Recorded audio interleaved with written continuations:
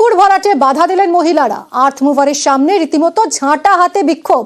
নদিয়ার কালীগঞ্জে বিক্ষোভ দেখালেন মহিলারা। জমি মাফিয়ার বিরুদ্ধে পুকুর ভরাটের অভিযোগ, আর সেই বিক্ষোভের মুখে পালিয়ে যান অভিযুক্তরা।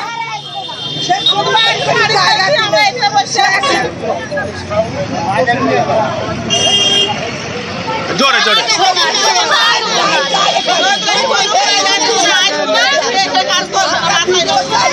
কথা বলবো সমীর আমাদের প্রতিনিধির সঙ্গে।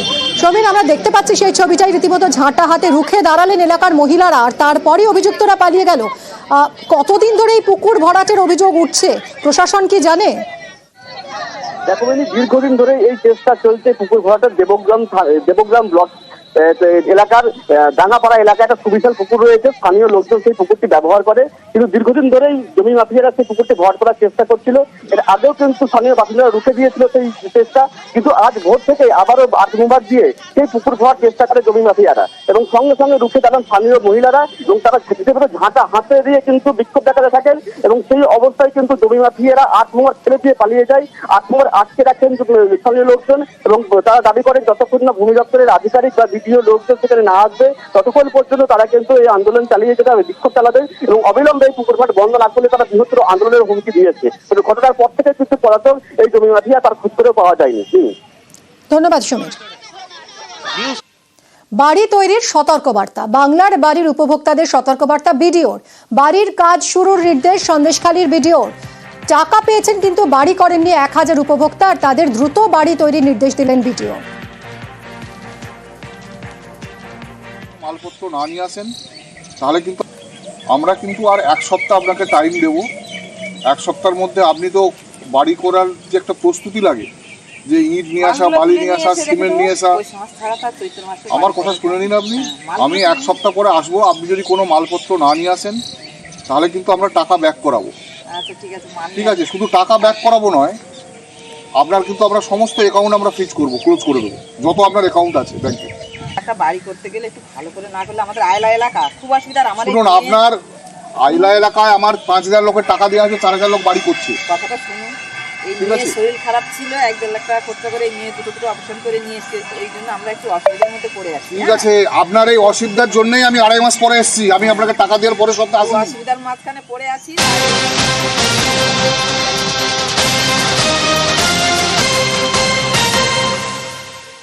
কথা বলবো অনুপম আমাদের প্রতিনিধির সঙ্গে। অনুপম, বাড়ি তৈরির জন্য টাকা হাতে এসে গেছে, তা সত্ত্বেও বাড়ি তৈরি করছেন না কেন এই উপভোক্তারা, কি বলছেন তারা?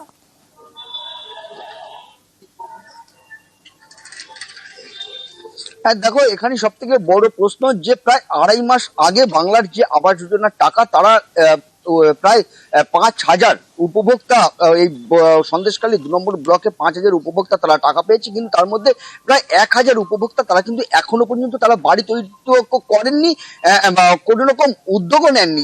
বাড়ি তৈরি করার যে সব সামগ্রী, বালি, পাথর, সিমেন্ট, সেগুলো পর্যন্ত তারা বাড়িতে আনেননি, যে তারা কয়েকদিনের মধ্যে কাজ শুরু করবে এরকমটাও দেখা যাচ্ছে না। এই খবর পেয়ে কিন্তু একদম যে বিডিও অরুণ কুমার সামন্ত, তিনি একদম ময়দানে নামেন। তিনি গ্রামের রাস্তায় রাস্তায় ঘুরে, গ্রামের প্রতিটি বাড়িতে বাড়িতে ঘুরে গিয়ে তিনি সরজমিনে তদন্ত করেন, এবং যারা বাড়ি তৈরি করেননি তাদেরকে একদম 1 সপ্তাহ তারা টাইম বেঁধে দেন, যে 1 সপ্তাহের মধ্যে তাদেরকে বাড়ি তৈরি শুরু করতে হবে, নাহলে কিন্তু।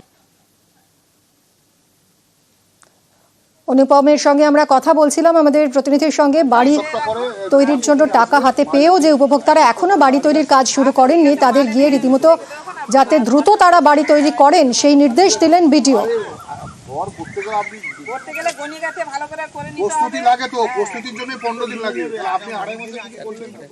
মোটামুটি এখনো পর্যন্ত আমরা এরকম 1000 বাড়ি পেয়েছি যারা এখনো শুরু করেনি। তো চৈত্র মাস চলছে, তো একটা বাঙালিদের রিচুয়ালস আছে, চৈত্র মাসে নতুন কিছু শুরু করে না, তার ফলে অনেকে হয়তো ওয়েট করছে যে 1 বৈশাখ থেকে শুরু করবে আর কি।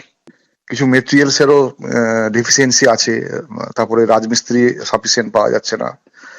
তো সবকিছু কনসিডার করে আমি 1 সপ্তাহ বলেছি। ওটা যদি 1 সপ্তাহের জায়গায় 15 দিনও হয় তাহলে 1 বৈশাখও পড়ে যাচ্ছে, তখন আমরা আরো ভালো করে করতে পারবো। আমাদের টার্গেট তো আর টাকা ফেরত নেওয়া না, আমাদের টার্গেট হচ্ছে লোককে বুঝিয়ে বাড়িগুলো করিয়ে নেওয়া। ভুয়ো কাস্ট সার্টিফিকেট ইস্যুতে কড়া রাজ্য, এবার এই নিয়ে পদক্ষেপ করলো রাজ্য। 2 অফিসারের বিরুদ্ধে পদক্ষেপ রাজ্যে, তদন্ত শুরু অনগ্রসর শ্রেণী কল্যাণ দফতরের। আরো বিশদে জানবো সোমরাজ আমার সহকর্মীর কাছ থেকে। সোমরাজ, এই যে 2 অফিসারকে গ্রেফতার করা হয়েছে, এরা কারা, এরা কিভাবে যুক্ত এর সঙ্গে? দেখো 2 অফিসারকে শোকজ করা হয়েছে। হ্যাঁ, দেখো 2 অফিসারকে শোকজ করা হয়েছে এবং শোকজের পর তাদের বিরুদ্ধে বিভাগীয় তদন্ত শুরু করা হয়েছে। যেটা অনগ্রসর শ্রেণী কল্যাণ সম্প্রদায় দপ্তর সূত্রে যেটা জানা যাচ্ছে বা যেটা নবান্ন সূত্রেও খবর, যে এই 2 অফিসারের বিরুদ্ধে মূলত ভুয়ো কাস্ট সার্টিফিকেট করার জন্য প্রয়োজনীয় প্রমাণ পেয়েছে ডিপার্টমেন্ট, এবং সেই কারণেই কিন্তু এই 2 অফিসারকে ইতিমধ্যে শোকজ এবং তারপরে বিভাগীয় তদন্ত শুরু করার নির্দেশ দেওয়া হয়েছে। মূলত নবান্নের নির্দেশে এই তদন্ত শুরু করে ব্যাকওয়ার্ড ক্লাস ডিপার্টমেন্ট। যেটা অভিযোগ করছে যে ভুয়ো কাস্ট সার্টিফিকেট দেওয়া হচ্ছে মূলত এই 2 অফিসার, ইন্সপেক্টর র্যাঙ্কের 2 অফিসার, একজন খড়গপুরের এবং আরেকজন ব্যারাকপুরের। এই 2 অফিসারের বিরুদ্ধেই শাস্তিমূলক পদক্ষেপ নিয়েছে ইতিমধ্যেই ব্যাকওয়ার্ড ক্লাস ডিপার্টমেন্ট। ভুয়ো কাস্ট সার্টিফিকেট নিয়ে তুমি দেখতে পাচ্ছ যে সম্প্রতি বিভিন্ন অভিযোগ উঠে আসে, কখনো কলকাতা পুলিশ থেকে, কখনো কলকাতা বিশ্ববিদ্যালয় থেকে, কখনো বিভিন্ন শিক্ষক নিয়োগের ক্ষেত্রে ভুয়ো কাস্ট সার্টিফিকেট দিয়ে চাকরির অভিযোগ উঠে আসছে, এবং সম্প্রতি এই ধরনের অভিযোগগুলি উঠে আসা এবং তারপরে ব্যাকওয়ার্ড ক্লাস ডিপার্টমেন্ট তদন্তে নামে, এবং তদন্তে নেমে ব্যাকওয়ার্ড ক্লাস ডিপার্টমেন্টই 2 ইন্সপেক্টর র্যাঙ্কের অফিসারের যোগ থাকার প্রমাণ পায়, আর তারপরেই কিন্তু ব্যাকওয়ার্ড ক্লাস ডিপার্টমেন্টের তরফে এই 2 অফিসারকে শোকজ এবং তারপরে বিভাগীয় তদন্ত শুরু করা হয়েছে। ধন্যবাদ সোমরাজ, সঙ্গে থাকো।